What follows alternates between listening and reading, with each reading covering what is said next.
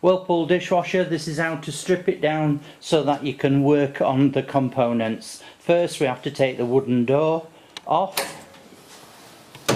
and to do that it's held on by 4 screws.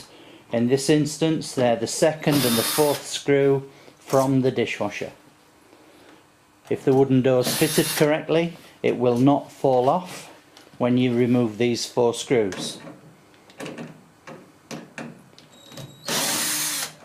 And we're about to find out. Just in case yours isn't, just be careful. If you lift up now, and the wooden door needs to slide down just a fraction, and it'll lift away.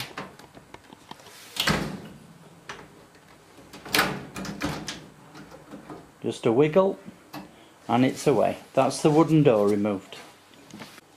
Next we remove the metal outer door.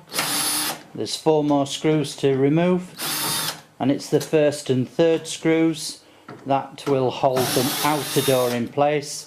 You'll notice we just got a knee under the edge of the door, keeping it in place so it doesn't strain and bend. Just grip this side with one hand and then take the final screw out. The metal door will now come away,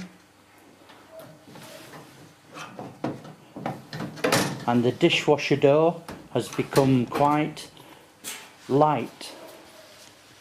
Okay, with the wooden door off and the metal door, the remaining door fixed via the hinges has now become quite springy, flexible, and it's lost its tension. If you let go of the door, it'll spring up and slam, so you need to be careful that you don't hurt yourself. Now we've got the doors removed, we'd just like to point out the soap and rinse aid dispenser, the door hinges, one either side, the wiring loom, and the wiring loom is earthed to the chassis. We'd just like to point out a common fault on these Whirlpool dishwashers is that the wiring protector, the plastic sheath that the cables run in, cracks along the bottom there. You can see the crack, and that crack eventually cuts through the cables. We'd like to point out this wiring protector is replaceable. It splits apart, so you can look at the wiring and check that it isn't damaged. If it is damaged, each wire can be spliced 6 inches up and 8 inches below, so you can just replace individual wires. One of the problems you've got is that the individual wires are black. So if you get 3 or 4 black wires broken, you've got quite a task on trying to repair this. But a wiring protector probably costs you about 7 or 8 quid. Next step then is to remove the base kick plate, and you probably find that the 6 screws are Torx head, so you're going to need a different bit for your screwdriver, and let's get on with it.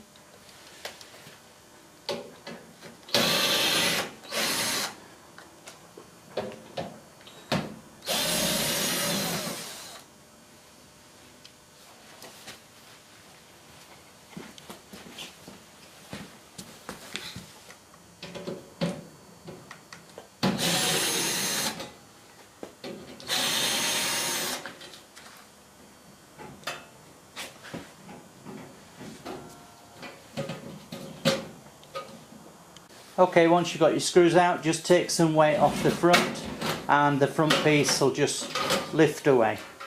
That's it.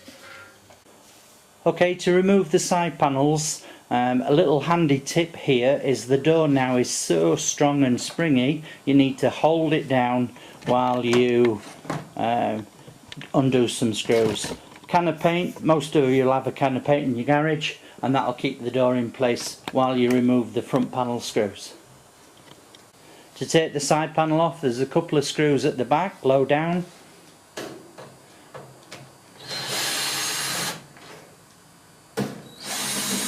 And then there's one on the side. And then there's 3 on the front.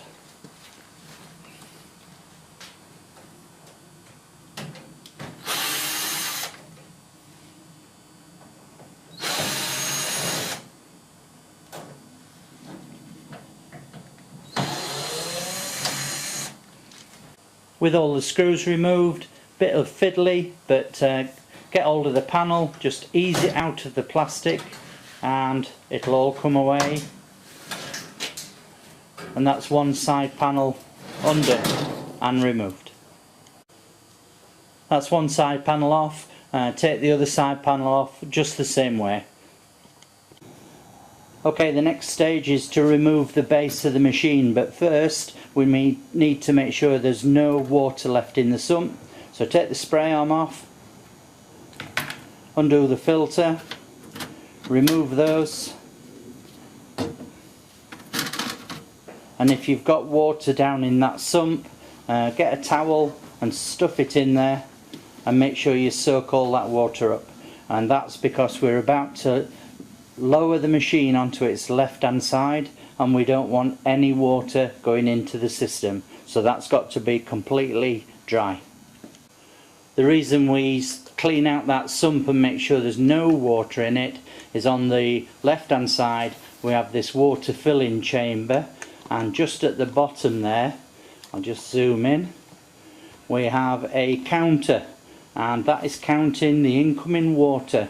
So it works out the volume by the number of counts on the PCB. When that goes wrong, you get F7 fault. Before you can take the base off, once you've leaned it on its left hand side, just undo the electronics.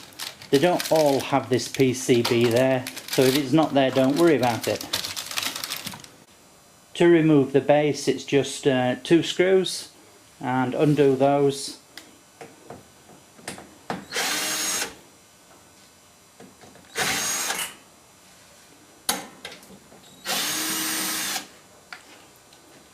Once they're undone, the base just slides towards you and it completely exposes everything to do with the dishwasher. And just watch the edges, they're like razors. And there you go, there's the heater, the circ pump, the pressure switch, the drain pump, the electronic module, and the thermistor, the thermostat. Everything is now there for you to work on. Whirlpool dishwasher, this is how to strip it down so that you can work on the components. First we have to take the wooden door off, and to do that it's held on by 4 screws. In this instance they're the 2nd and the 4th screw from the dishwasher. If the wooden door is fitted correctly, it will not fall off when you remove these 4 screws. And we're about to find out. Just in case yours isn't, just be careful.